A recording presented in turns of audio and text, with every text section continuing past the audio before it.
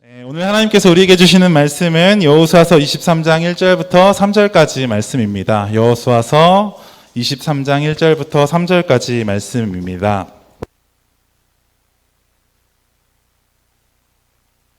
네, 우리 화면을 보실 분들은 화면을 보시고 또 성경과 앱을 찾으실 분들은 찾으셔서 우리 함께 한 목소리로, 짧으니까 함께 읽으면 좋을 것 같습니다.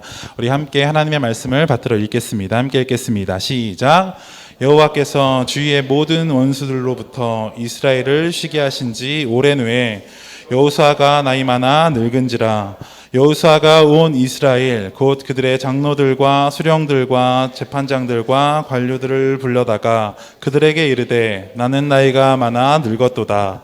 너희의 하나님 여호와께서 너희를 위하여 이 모든 나라에 행하신 일을 너희가 다 보았거니와 너희의 하나님 여호와 그는 너희를 위하여 싸우신 이시니라. 아멘. 그럼 오늘도 귀한 예배 자리에 나오신 모든 분들을 주님의 이름으로 환영하고 또 진심으로 사랑하고 축복합니다.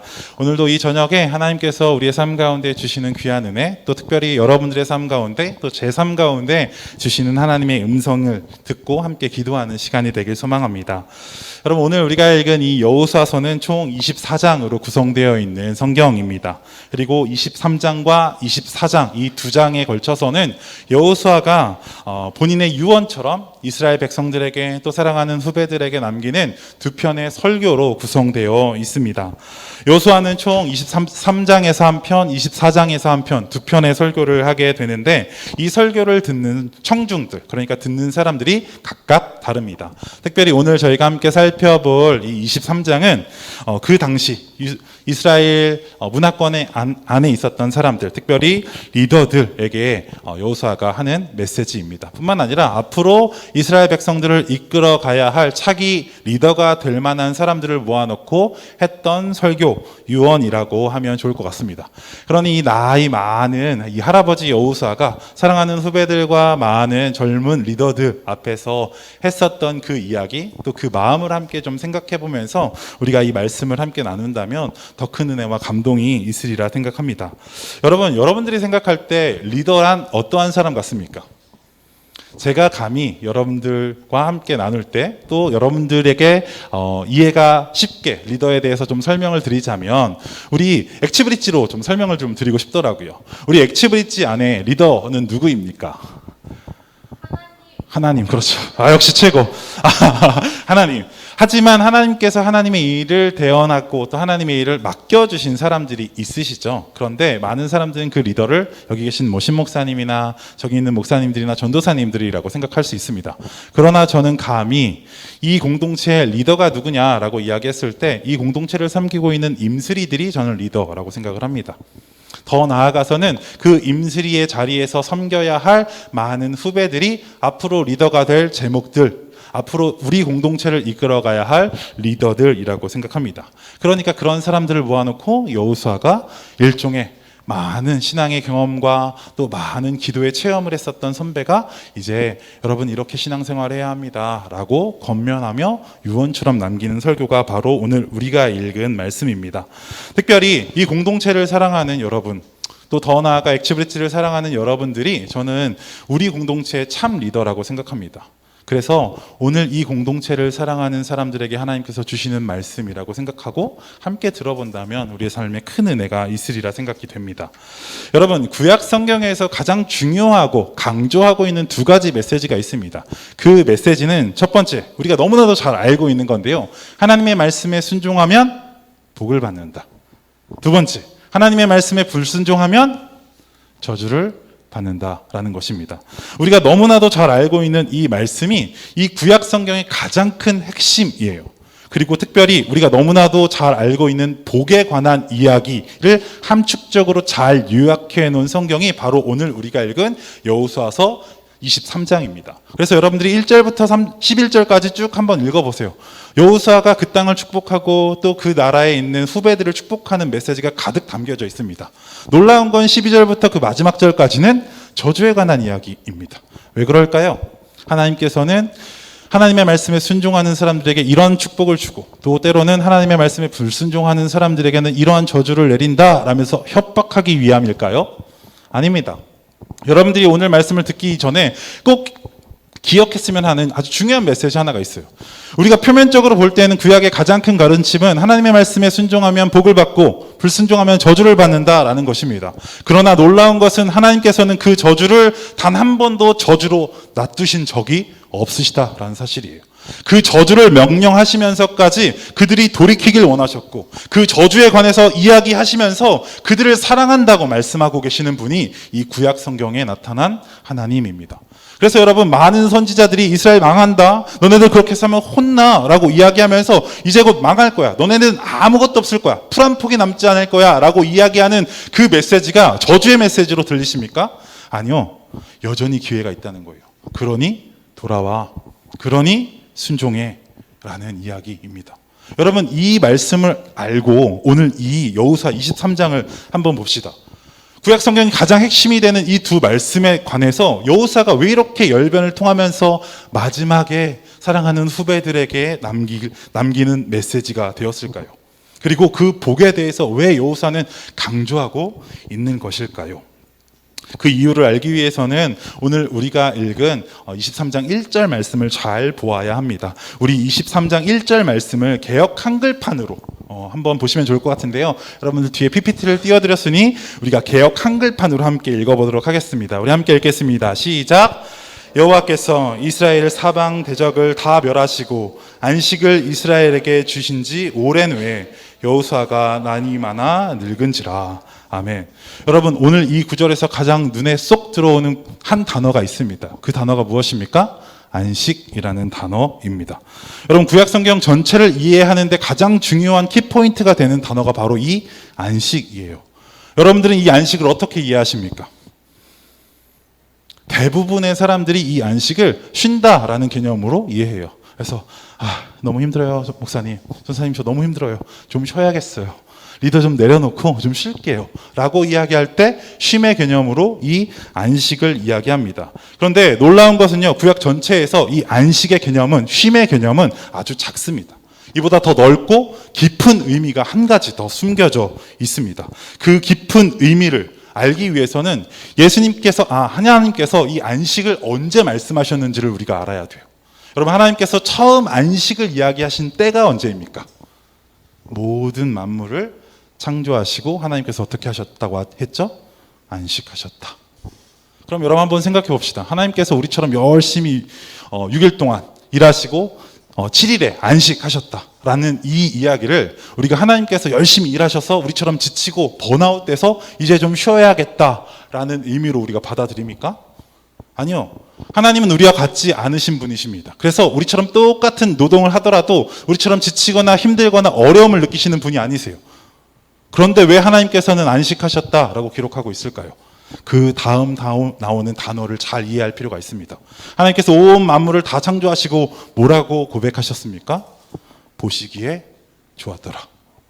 좋았다라는 이 히브리어 토부라는 말은요, 온전하다, 완전하다라는 뜻도 함께 가지고 있습니다. 그러니까 하나님께서 안식하셨다라는 이 개념을 우리가 보다 잘 이해하려면 하나님께서 열심히 일하시고 힘들어서 쉬셨다라는 개념이 아니라 하나님께서 만드신 온 세상을 다 보시고 하나님 보시기에 좋았다, 하나님이 보시기에 더할 나위 없이 완전했고 완벽했다 라고 이해하는 것이 훨씬 더 중요한 개념입니다. 그러니까 안식의 개념에 있어서 쉰다라는 개념보다 훨씬 더 중요한 차원의 개념 한 가지가 있는데, 그것은 하나님이 보시기에 온전하고 완전했다라는 것입니다. 그러한 의미에서 오늘 여호수아서 23장에 나오는 안식을 한번 생각해 봅시다. 하나님께서 이 안식을 이스라엘 백성들로 하여금 쉬도록 허락하신 걸까요? 아니요. 안식의 더 큰 의미를 가지고 오늘 말씀을 보면 왜 하나님께서 이스라엘 백성들에게 안식을 주셨다라고 이야기하고 있는지 알 수 있습니다. 여러분, 이 안식의 개념은요, 쉼을 주셨다라는 말이 아니라 하나님께서 그들에게 주신 온 땅, 이스라엘 백성들에게 허락하신 그 가나안 땅이 이스라엘 백성들에게 그들이 살기에 온전했다, 그들이 거하기에 완전했다라는 뜻이 함께 함축적으로 담겨져 있기 때문에 그렇습니다. 그래서 이스라엘 백성들에게 하나님께서 안식하라, 안식을 주셨다라는 것입니다. 이 안식의 진정한 의미는 하나님께서 그들에게 가나안 땅을 주신 것이 완전하고 그들에게 충분했다라는 뜻입니다. 그런 의미에서 여러분, 가나안 땅을 우리가 뭐라고 부릅니까? 약속의 땅. 이 말인즉슨 하나님께서 철저하게 약속을 근거로 그들에게 주신 땅이라는 거예요. 그러니 가나안 땅에서 그들이 수없이 싸우고 있었던, 얻어냈던, 쟁취했던, 전쟁에서 이겨서 가졌던 땅이 아니라 하나님께서 그들에게 약속으로 주셨던 땅이라는 뜻입니다. 그런 의미에서 여호수아에서 가장 유명한 전투 하나를 여러분들에게 소개할까 합니다. 여리고성 전투. 여러분, 그들이 여리고성을 점령할 때 총칼을 들고 가서 열심히 싸워서 이겼습니까? 어떻게 했나요? 6일 동안 성을 한 바퀴씩 돌았어요. 그리고 제7일 되는 날 어떻게 했습니까? 7바퀴를 돈 후에 와 하고 소리 질렀더니 성이 무너졌다고 하는 것이죠. 여러분, 그들이 했었던 것은 열심히 총칼을 들고 싸웠었던 일입니까? 하나님의 말씀에 순종했던 것입니까? 순종했다라는 것이죠. 이러한 내용을 가지고 우리 다시 보면 하나님께서 이스라엘 백성들에게 가나안 땅을 주셨다 하는 것은요, 그들이 충분히 살기에 좋은 땅을 하나님께서 약속으로 주셨다 하는 땅인 것입니다. 뜻이 되는 겁니다. 즉, 이스라엘 백성들의 어떠한 노력도 공로도 없이 하나님께서 그들에게 선물과 같이 주신 땅이 가나안 땅이라는 것이죠. 여러분, 실제로 우리의 삶에서도 이런 경우가 허다하지 않습니까? 여러분들은 여러분들의 삶 속에서 수많은 것들을 노력하고 얻어냈다고 생각하십니까? 물론 그런 것도 있습니다. 그러나 훨씬 더 중요한 것들은요, 여러분들이 결정하기 전에 이미 하나님께서 여러분들의 삶 가운데 허락해 주신 거예요. 온전하고 완전한 모습으로 허락해 주셨다 하는 것입니다. 예를 들면 가정. 저는 우리 집에서 태어나고 싶어서 태어났어요 하는 사람 있습니까? 없죠. 또 여러분들이 만나게 되는 수많은 사람들, 난 저 사람이랑 친해져야지, 난 저 사람이랑 가까워져야지, 다 가까워질 수 있던가요? 심지어는 여러분들이 엑치브리치라는 공동체를 여러분들이 선택했다고 생각하십니까? 나는 동안교회 엑치브리치 가야지. 아니요. 중요한 것들은 하나님께서 우리의 삶 가운데 거저 허락해 주시는 것들이 훨씬 더 많습니다. 다 하나님께서 우리에게 주시는 거예요. 때로는 우리가 열심히 노력해서 얻은 것처럼 보여지는 것들도 있지만 정작 중요한 것들은 하나님께서 우리의 삶 가운데 선물과 같이 허락해 주시는 것들이 많습니다. 이것을 통해서 여호수아는 사랑하는 후배들에게 무엇을 이야기하고 싶었을까요?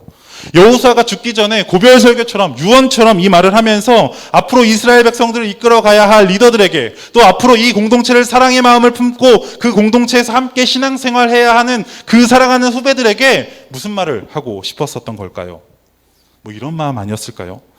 얘들아, 너희가 이 땅 들어와서 열심히 잘 먹고 누리며 잘 살게 된 것, 너희가 이곳에서 평안하게 안락하게 집을 얻으며 살아갈 수 있는 것, 너네가 열심히 노력해서 그런 거니? 아니야. 내가 너에게 선물로 준 거야.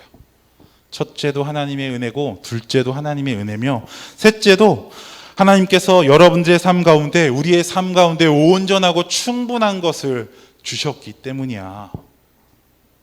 뭐 이런 메시지 아니었겠습니까? 어쩌면 지금 하나님께서는 우리의 삶 가운데 허락하신 것들, 여러분들의 삶 가운데 허락하신 것들도 저는 이러한 것이라 생각이 듭니다. 비록 내가 보기에는 이것 좀 아닌데, 이것 좀 부족한데 라고 느낄지라도 나보다 나를 더 잘 아시는 하나님께서 지금 이 시간에 내게 주시는 것이 나의 삶 가운데 가장 필요한 것이며 가장 온전한 것이고 가장 완벽한 것을 주시는 분, 그래서 실수하시지 않는 분, 뭐 이런 것들을 이야기하고 싶었던 것 아니겠습니까? 저는 은혜가 무엇일까라는 고민들을 몇 번 해본 적이 있습니다.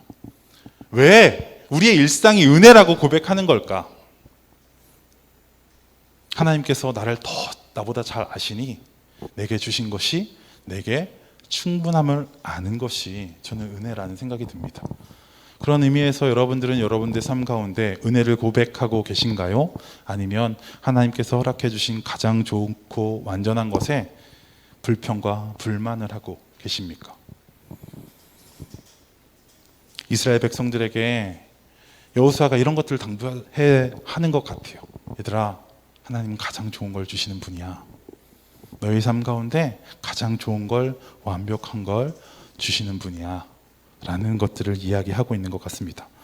그런데 중요한 것은 1절 중간에 보면 안식을 이스라엘에게 준 지 오랜 후에 이미 그 안식을 준 지 오래되었다라고 이야기하고 있습니다. 이 말은요, 가나안 땅에 거하는 이스라엘 백성들이 이미 온전하고 완전한 하나님의 구원을 이미 받고 누렸다라는 것을 전제로 하고 있는 거예요.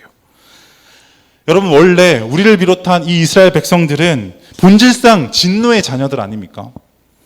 하나님의 전적인 은혜가 아니었으면 하나님의 자녀가 되지도 못했을 뿐만 아니라 우리가 하나님 앞에 온전한 모습으로 설 수도 없는 사람들이었습니다.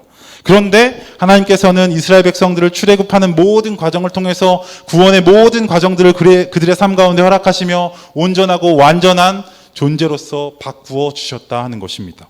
우리의 삶도 마찬가지죠. 하나님께서 부족한 우리들을 불러서 구원받았다, 하나님의 자녀가 되었다라고 이야기하면서 우리에게 완전한 구원을 선물로 주셨습니다. 그러면 우리의 삶의 구원이 이루어진 것입니까? 아니죠.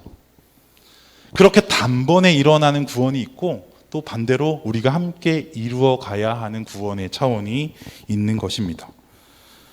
그리고 이미 우리가 받은 은혜가 충분하다. 그걸로도 충분하다. 하나님 말씀하고 있는 겁니다. 이미 여러분들이 받은 이 구원은요, 나무랄 데 없이 충분합니다. 하나님의 자녀가 되었다. 그걸로 여러분들의 삶에 이미 충분합니다. 그러나 하나님께서 더 원하시는 것들이 있죠. 성숙한 삶, 성장하는 삶을 위해서 우리가 이루어가야 할 구원도 있다고 말씀하십니다. 그럼 여러분, 우리가 이 땅을 살면서 이루어 가야 할 구원의 모습은 어떠한 모습일까요?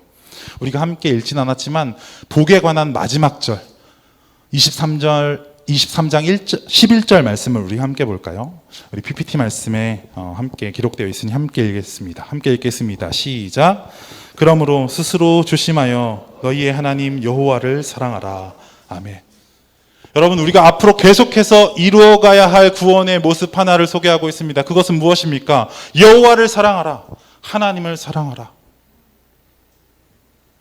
여호수아가 남겨진 사람들에게 진짜 하고 싶었었던 이야기가 이것입니다. 이 말을 하려고 그렇게 장황하게 복에 관해서도 이야기하고 저주에 관해서도 이야기할 뿐만 아니라 안식에 관해서도 이야기하고 있는 것입니다. 어떤 말을 하려고요? 여호와 하나님을 사랑하라. 여러분, 이 말은요, 여호수아의 마지막 권면은 오늘 우리에게도 동일하게 들려지는 하나님의 말씀입니다. 하나님의 온전하고 충만한 은혜를 받아 구원받은 우리들도 그 무엇보다 계속해서 이루어가야 할 구원의 모습 하나가 있는데 그 모습이 어떤 것입니까? 그 무엇보다 여호와를 사랑하는 것입니다. 하나님께서 온전하게 우리에게 허락하신 구원 외에 우리가 계속해서 우리의 삶 가운데 이루어가야 할 삶의 모습 하나는 여호와를 사랑하는 것, 하나님을 사랑하는 것입니다. 그러면 여러분, 우리가 진짜 자주 고백하고 너무나도 익숙한 말이지만 여호와를 사랑한다는 말, 하나님을 사랑한다는 말이 어떤 의미일까요? 이 의미를 자세히 이해하기 위해서, 특별히 여호수아가 말하는 사랑의 의미를 자세히 이해하기 위해서 우리가 함께 보았으면 하는 성경 구절 하나가 있습니다. 에베소서 2장 21절부터 22절 말씀이에요. 여러분들이 많이 들어봤을 법한 말씀인데 이 말씀을 참고하면 여호수아가 말하려고 하는 사랑을 이해하는데 굉장히 큰 도움이 됩니다. 우리 함께 한 목소리로 읽어볼까요? 함께 읽겠습니다. 시작.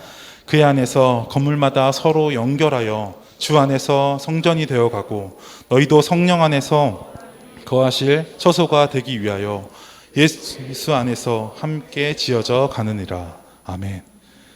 여러분, 이 말씀을 보면 예수와 함께 지어져 간대요. 예수와 함께 완성된 게 아니라 예수와 함께 지어져 간답니다. 우리가 계속해서 이루어가야 할 구원의 모습이 예수와 함께 지어져 가야 하는 모습인 것이겠죠. 이 말씀을 보면 함께 지어져 간다. 이 말씀은 우리가 하나님께 이미 받은 구원도 있지만 또한 예수님과 함께 지어져 가야만 하는, 만들어져 가야만 하는 구원의 모습도 있다 하는 것입니다. 솔직히 우리가 교회를 다니면서 야, 뭐 저런 사람이 교회에 있어, 야, 어떻게 저런 사람이 예배를 드려? 라고 판단하고 생각되어지는 사람들이 있지 않습니까? 교회 안에는 참 각양각색의 다양한 사람들이 모여 있습니다. 저는 신앙생활을 오래 하면서 교회 안에서 도둑놈을 만나보기도 했습니다. 또 교회 안에서 사기꾼도 봤습니다.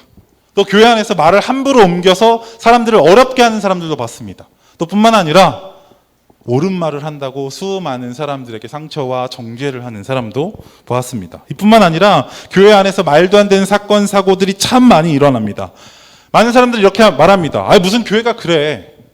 그런데 여러분, 놀라운 것은요, 교회는 원래 이런 곳이에요. 왜 그럴까요?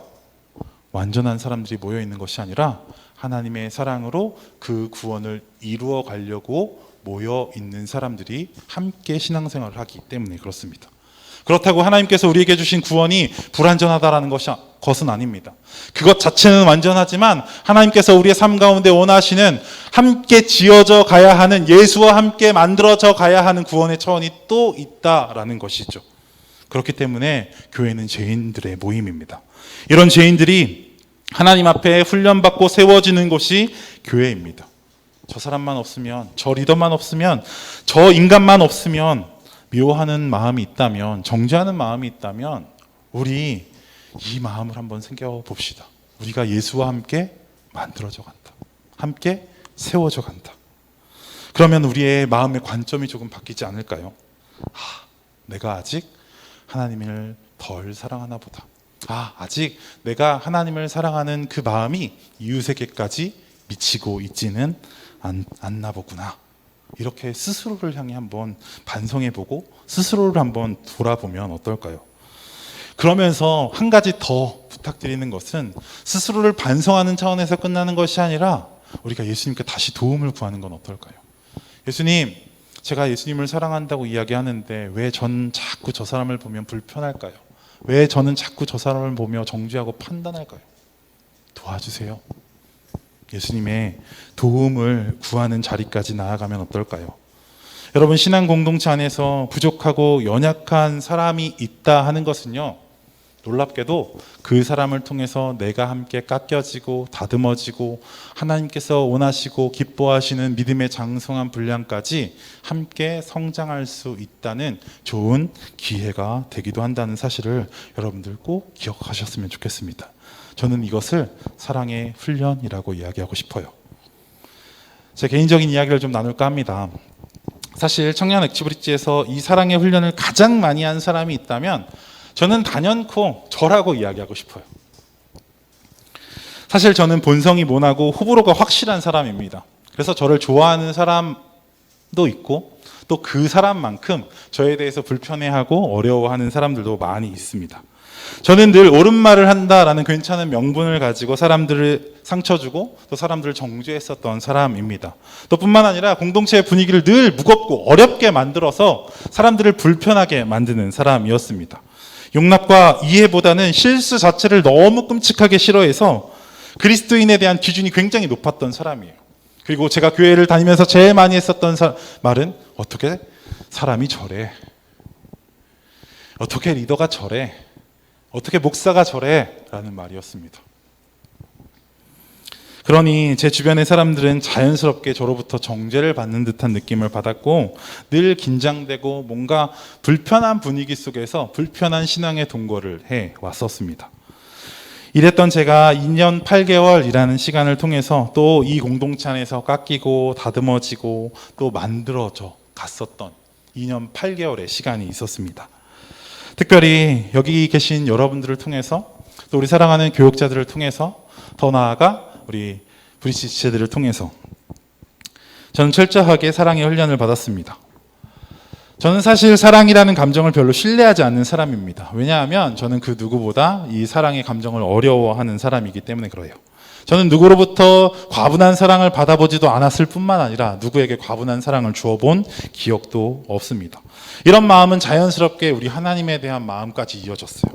누군가를 사랑해 본 적도 사랑을 받아본 적도 없는 사람이었기에 하나님의 사랑? 그게 뭔데? 제게는 별로 이해가 되지 않았습니다. 그리고 제가 생각하는 하나님? 제가 감히 하나님을 사랑한다? 아니요. 제가 생각하는 하나님은 제가 주군과 군주처럼 모셔서 충성을 해야 할 대상이었지 저의 사랑의 대상이라고 생각해 본 적은 단 한 번도 없었습니다. 이런 저에게 하나님은 3년이라는 시간을 통해서 사랑의 훈련을 받게 하셨습니다. 사랑은커녕 사랑에 가장 인색했던 저였는데 가장 먼저 저에게 사랑을 가르치시는 훈련, 첫 번째 훈련 한 가지는 바로 여러분들로부터, 또 우리 사랑하는 브릿지로부터, 또 우리 교육자들로부터 과분한 사랑을 받게 하신 것이었습니다. 이 과분한 사랑, 저는 몸서리가 처지고 손발이 오그라드는 굉장히 어려운 사랑의 시간이었습니다. 그런데 그 시간을 다 받고 보니 제가 얼마나 모난 사람이고 불쌍한 사람인지에 대해서 알게 되었습니다. 부족한 사람을 교육자라고 존중해주는 지체들을 볼 때, 아니 저 친구들은 어딜 믿고 나를 어디 보고 전도사님이라고 목사님이라고 불러주지? 이렇게 모나고 투덜투덜대는 저를 전사님 잘하신다고, 목사님 잘하신다고 응원해주고 격려하는 교육자들을 볼 때, 아니 뭐 내가 어디가 잘나서, 어디가 잘해서, 이런 과분한 사랑을 저는 굉장히 오랜 시간 받았습니다. 그리고 여러분들이 제게 허락해 줬던 작은 말 한마디, 행동, 이 수많은 것들이 적어도 제가 느끼기에는 아주 과분한 사랑이었습니다. 이런 과분한 사랑을 받고 보니 그때 비로소 보였던 것 하나가 있습니다. 제가 얼마나 못난 사람인지 보였고, 두 번째는 제게 사랑이 없다는 사실을 발견하게 되었습니다. 뿐만 아니라 하나님의 사랑도 제가 왜곡되어 생각하고 판단하고 있다는 생각들이 들기 시작했습니다. 그런 시간 끝에 여러분들의 그 과분한 사랑을 계속 철철철철 받다 보니 이제는 비로소 이 사랑이라는 감정, 특별히 하나님을 사랑한다라는 것에 대해서 조금 배우게 된 것 같습니다. 아직도 많이 부족하지만 이제 조금 사랑에 대해서 알게 된 것 같아요. 사랑은 감정이 아니라 철저한 훈련이라는 사실을. 특별히 신앙 공동체 안에서 하는 수많은 사랑은요, 여러분, 감정이 아니라 훈련에 가깝습니다. 내가 저 사람을 사랑해야지. 주님, 사랑할 수 있는 감정을 주세요. 미안하지만 감정 가지고 되는 게 아니에요. 저 꼴보기 싫고 미운 사람을 내가 감정으로 사랑한다? 있을 수 없는 일입니다. 그런데 하나님께서는 그 있을 수 없는 일들을 훈련이라는 과정을 통해서 있을 수 있는 일로 바꾸어 가십니다. 이 사랑의 훈련을 통해서 저의 삶에서 가장 큰 변화와 혜택을 누린 한 사람이 있습니다. 그 사람은 바로 저희 아내인데요. 이상하게 여러분들의 과분한 사랑을 받고 보니 내가 사랑을 베풀어야 할 대상이 누구인지를 설정해야겠더라고요. 그리고 저는 그 사랑의 대상을 저희 아내라고 생각을 했습니다. 예전에는 교회 사역을 마치고 다 지친 진짜 파김치가 돼서 들어가면 아내가 저한테 오늘 어땠어? 라는 말 자체가 아주 부담스럽게 들렸어요. 그래서 퉁명스럽게 괜찮았어.